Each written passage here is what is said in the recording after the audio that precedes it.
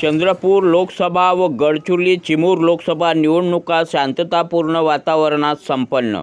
चंद्रपूर लोकसभा व गडचिरोली चिमूर लोकसभा निवडणूक 2024 आज दिनांक 19 एप्रिल 2024 ला शांततापूर्ण वातावरणात निवडणुका संपन्न झाल्या।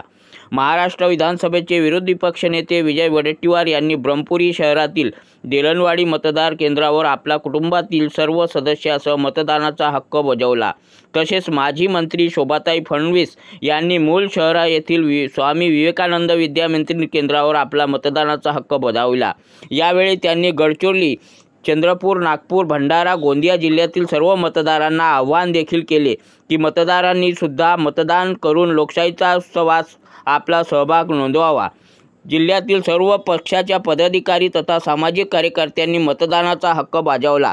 चंद्रपूर वगळता मतदानादरम्यान कोणताही अनुचित प्रकार घडला नाही। संपूर्ण जिल्ह्यात शांततामय वातावरणात संपन्न झाला मतदान।